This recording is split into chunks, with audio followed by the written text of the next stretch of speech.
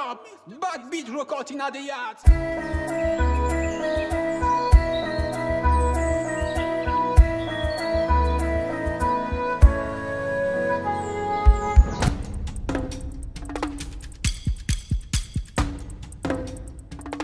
Très peu, cher Kamit, je vais parler avec vous aujourd'hui de l'origine de l'argent des loges ou l'argent des sectes. Alors, à 90%, l'argent des loges, c'est-à-dire ceux qui ont eu de l'argent parce qu'ils sont entrés dans une loge, à 90%, ça vient du fait que ces personnes-là sont branchées à des réseaux. C'est-à-dire, vous êtes entré dans une loge X ou Y, dans une secte X ou Y, on vous a donné un parrain, et le parrain là, il fait par exemple dans l'import-export, automatiquement, il va vous aider soit à ouvrir une entreprise, soit va vous faire travailler dans son entreprise. Parce que des personnes qui sont certaines personnes qui sont dans des loges n'ont plus tellement problème d'argent. Ils ont problème des âmes, des énergies. Ils doivent apporter des âmes, des énergies à l'égrégore de leur loge. Ils deviennent des serviteurs de leur loge. Ils servent leurs esprits. Une fois que vous êtes d'accord de fonctionner comme ils le veulent, une fois que vous avez fait allégeance à cette loge, ils vont vous donner les moyens nécessaires pour pouvoir avoir une vie entre guillemets riche, mais pour les apporter le maximum d'âme. Donc voilà, vous êtes entré dans une loge Y, on vous a présenté à quelqu'un qui a beaucoup d'argent, vous avez sorti un projet et vous êtes financé par votre parent ou par des membres de cette loge-là et votre affaire commence à tourner. Vous êtes déjà bien et physiquement, disons financièrement, vous avez une maison, vous êtes marié par exemple, vous avez fait tout ce qu'un homme qui a de l'argent fait et maintenant il faut que vous apportez des âmes. Donc, ça, c'est la première façon que ces loges-là donnent de l'argent. Donc, soit on va vous mettre dans un projet, soit parce que vous êtes devenu membre, soit on vous aide à réaliser votre projet. Donc, ici, c'est un argent qui est donné de façon normale, mais sous certaines conditions. Et alors, 10 autres pourcents de l'argent qui vient d'une loge, ça vient de façon directe, par voie mystique.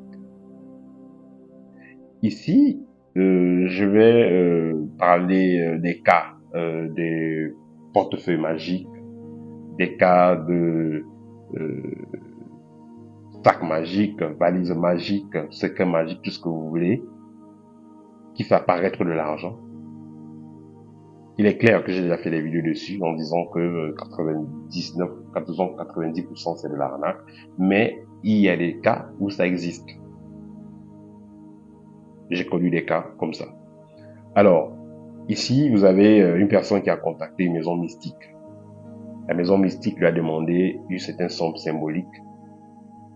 Par exemple, on lui a demandé $500, il a donné les $500. La loge va faire des incantations à minuit pile ou à midi, je sais pas l'heure qu'on va lui dire.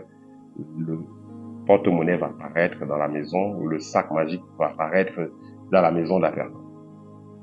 La personne va donc avoir de l'argent à dépenser à un délai. On va lui dire, par exemple, tu achètes le sac à $500, tu auras $500 chaque jour, mais tu vas dépenser tout. Après 2 mois, non, pas quand même, après 1 mois, on dit, bon, voilà, comme tu as bien fait, on va maintenant te donner $2000, ainsi de suite, ainsi de suite. Mais la condition, ça sera que tu ne laisses pas un franc. Ce qui est sûr, c'est que tôt ou tard, la personne va laisser, va oublier de tout dépenser. Et si vous avez donc assez d'argent, vos amis ne vous voient jamais travailler. Il y a des jours que les amis vont dire, bon, mon ami, aujourd'hui là, je ne veux pas aller en boîte, je ne veux pas sortir. Et vous aurez du mal à dépenser cet argent-là. Et si vous ne dépensez pas, voilà, vous mourrez. Ce qui est là, c'est que quand vous commandez ces portefeuilles-là, on ne vous dit jamais ce qui va se passer si vous ne dépensez pas. Ça, c'est le 1. Et le 2, on ne vous dit jamais ce que vous allez donner en retour. Comme quelqu'un le disait toujours, l'argent c'est le sang. Disons, l'argent mystique c'est le sang. Il est clair aussi que quand vous allez demander à faire ce type de pacte, quand vous allez commander ce type d'article, celui qui vous le donne, la loge qui vous donne cela, vous a étudié et elle est sûre à 100% de pouvoir vous récupérer quand elle le veut. Parce qu'en vous donnant cela, elle a déjà pris votre argent. Il y a de cela quelques années, c'était dans l'adolescence, pas dans l'adolescence, ce sont 20 ans à peu près, j'étais allé accompagner un jeune homme qui voulait faire ce qu'on appelle vivre ou mourir jeune, c'est-à-dire faire un pacte pour avoir de l'argent. Et qu'est-ce qui s'était passé? Nous étions arrivés il y a un grand maître à l'époque là, il s'appelait Fakir, il était sur la route de Douala.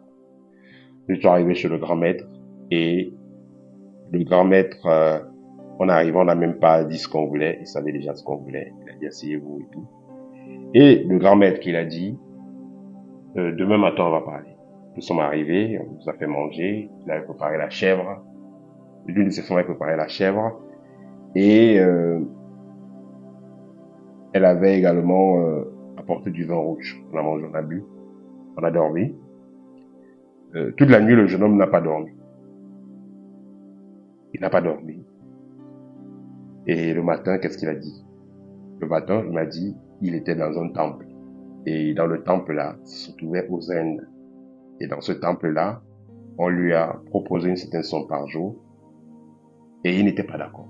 Il a proposé notre montant pour finir. Ils sont tombés d'accord, tous deux, sur le montant à recevoir. Et ensuite, il s'est réveillé. Donc voilà le rêve, il me racontait son rêve. Alors, qu'est-ce qui s'est passé ensuite? Le grand maître chez qui on était arrivé pour faire le rituel, il a dit, vous avez bien dormi les enfants. Voilà, je pense que tu sais déjà ce qu'il y a lieu de faire. Pour finaliser le rituel, va chez toi, au village où tu es né, apporte-moi la terre. Je vais faire un travail pour que les esprits de chez toi ne puissent pas rencontrer ce que nous allons faire. Et voilà, donc je vais m'arrêter jusque là.